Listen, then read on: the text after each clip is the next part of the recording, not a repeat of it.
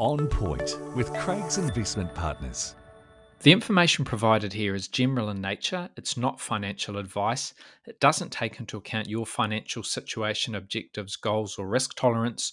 All investments are subject to risks and none are guaranteed. So before you make any investment decisions, we recommend you contact an investment advisor. For more information about our services in that regard, you can go to our website, which is craigsip.com.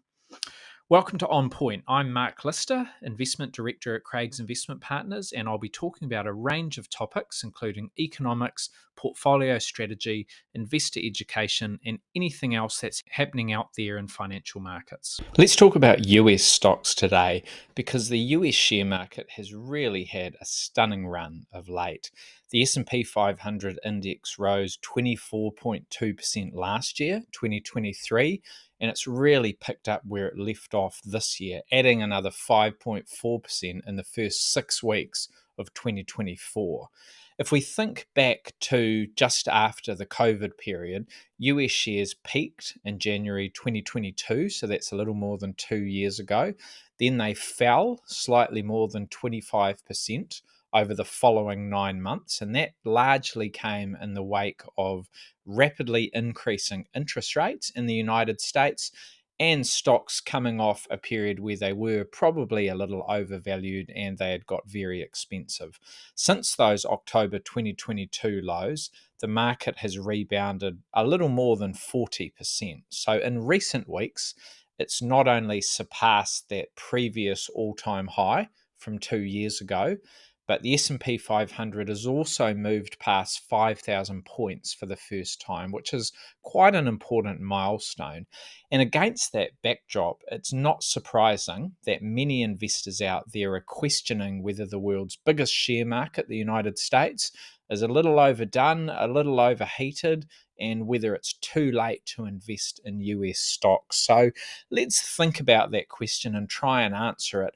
And I think the place to start is to look a little bit under the hood and see where that strength has come from, because the gains haven't come across the board.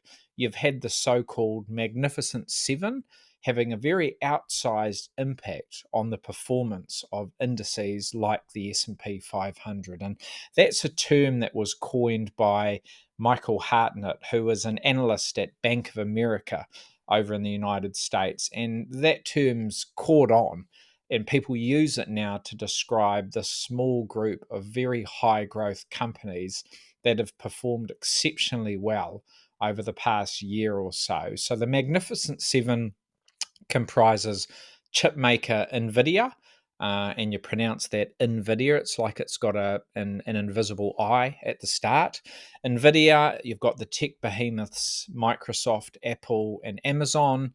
You've got Tesla, electric vehicle pioneer, Meta, used to be known as Facebook, now known as Meta, and you've got Alphabet, which owns a range of businesses. The most notable and famous is Google. So those 7 companies have seen their share prices rise significantly since the beginning of last year. On average, the rise amongst those 7 has been just shy of 150%. Some stronger than others. NVIDIA has been leading the charge. I think its share price is up almost 400%, and Tesla and Apple have probably been the two that haven't risen as much as the others, but they've still risen very strongly over that period, and certainly more than the typical stock on the US market. And that strength has led to increasingly large weightings for these businesses within the S&P 500 index. And those 7 stocks now represent almost 30% of that benchmark, of that S&P 500 benchmark, because remember, it's not 500 companies all evenly weighted. The bigger companies get a bigger weighting. And that's something really important to understand and remember generally when you're looking at share markets or indices. It's the same here in New Zealand with our NZX 50 index. The bigger companies have a much bigger weighting. And what that means is that when you get a company like Fisher & Paykel Healthcare or Meridian Energy or Spark going up or down by a lot, that can have a much bigger influence on the market the NZX 50 index compared to, say, a Turner's Automotive, which is much smaller in the index. And if that company goes up a lot or down a lot, it's not going to have as much influence. And it's the same everywhere. And in the United States, these 7 companies have become quite dominant, which means essentially where they go, the US market goes. And in short, what we've seen over the last 12 or 18 months is that this concentrated group have done most of the heavy lifting when it comes to the very strong gains we've seen from US shares. Now, these 7, the Magnificent 7, as people are calling them, they're spread across 3 market sectors. There's 11 sectors that the US market is divided up into, and these 7 stocks are spread across 3 of those: technology, communication services, which used to be called telecommunications, but it was renamed communication services, and it's a more broader definition of companies that are in that segment. So technology, communication services, and consumer discretionary. We often think of all of those companies, or at least the 6 of them outside of Tesla, but including Tesla too. People often think of them all as tech companies, and they are in a way. When you look at the official classifications, Alphabet and Facebook are officially classified as communication services, and Tesla and Amazon actually fall into that consumer discretionary sector because there is an element of sort of retailing or consumer sort of facing attributes. So that's where those 7 are spread. And that's why those 3 sectors have performed exceptionally well when you look at how the market has gone on a sector by sector basis over the last 12 months or so. But when you look at the other 8 sectors, the performance picture looks very, very different. So the other 8 sectors of the S&P 500 will include things like healthcare, materials, consumer staples, utilities, energy, financials, real estate. Might be another 1 or 2 that I've missed. But those other 8 have risen by an average of just 4.1% since the beginning of 2023, which is much, much, much more modest than what you've seen from those 7 very dominant, high profile companies. And it's also much lower than what you've seen from the 3 sectors that those companies sit in: technology, communication services, and consumer discretionary have all performed much better than that because they've been dragged higher by those Magnificent 7 stocks.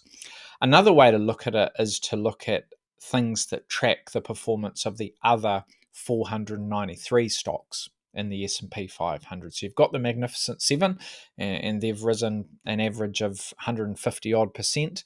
There was one index that I looked at that tracked the performance of the other 493, and since the beginning of last year, it's up 16%, which is still very impressive. That's a great return in a little more than 12 months, but it's certainly not nearly as impressive as the overall S&P 500 return, which is almost double that, and it's not nearly as impressive as what you've seen from some of those specific companies or specific sectors. So the Magnificent 7 have indeed had a stellar run, and it's important to remember that this hasn't been just because of unbridled optimism and share prices getting more expensive. We have seen genuine improvements in fundamentals. You've seen earnings growing strongly.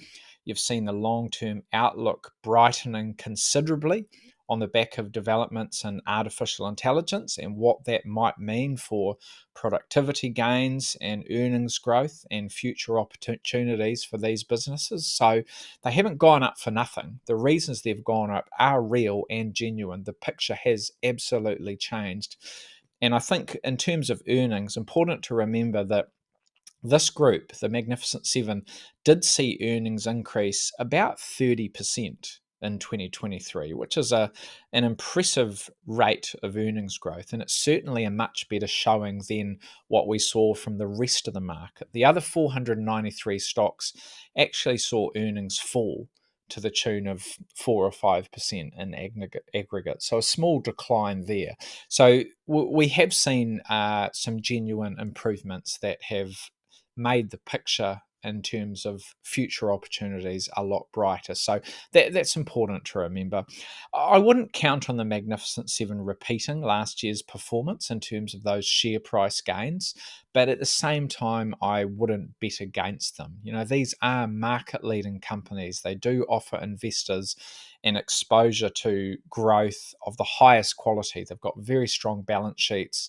Their capital expenditure plans are very astute, and they're likely to get a strong return on that spending, and the business models are highly profitable. So you certainly don't want to bet against them, and you certainly don't want to ignore them. For me, I'm inclined to stay invested in this group. But I think when we're pondering whether it's too late to invest in the US market or whether we've missed the boat in terms of US shares, the answer is that you hedge your bets. You do want to own some of those high flying tech stocks.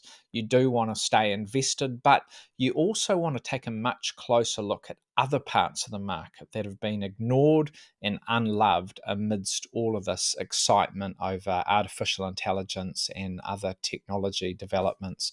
So at the headline level, the US market has surged ahead, and it does look like it's looking quite pricey. However, the gains look much more subdued when we look beyond those star players. And if we look at things like price earnings ratios, you will see that the Magnificent Seven are trading well above their 5-year average, and that's partly fair because the market has changed its view about the growth prospects. So that doesn't necessarily mean they're due for a fall.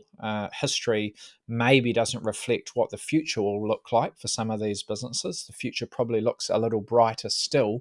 But then when you look at the rest of the market and the broader market, you'll see that some of these valuation measures point to the market being at or even slightly below fair value. So I think we've just got to understand those differences. I think the coming year could see a little less divergence in earnings and share prices. So I don't think the gap between how those Magnificent Seven companies perform in terms of their earnings growth relative to the rest of the market, I don't think that gap will be as big. I think the rest of the market could have a slightly better year. And in terms of share price gains, I also don't think you'll see that whopping gap either. I think you might see, I'm hopeful you might see the overall performance of the market broaden out a little bit. So for new investors, for people with money to put to work, I wouldn't ignore the US market at all. I wouldn't be put off by what you're seeing in terms of all-time highs for the headline indices. Just have that awareness that it hasn't been an across-the-board stunning rally.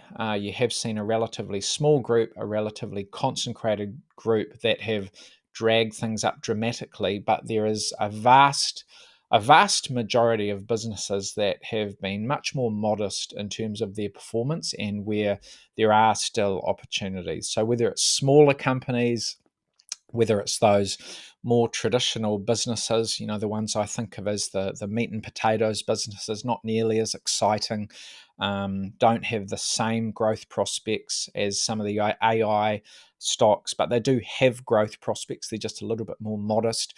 And lots of these other companies that are trading on much less demanding valuations. They could be quite a lucrative hunting ground for investors, especially for those that are reluctant to chase last year's stars. So I guess in answer to the original question, is it too late to buy US stocks? No, it's not.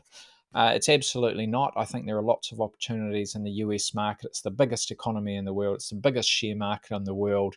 You just need to look a little bit more closely and work with your advisor to target opportunities that are still screening as reasonable value and where you're getting good bang for buck in terms of your outlay. Right. Thanks for listening, team. We'll leave it there and we'll talk again soon.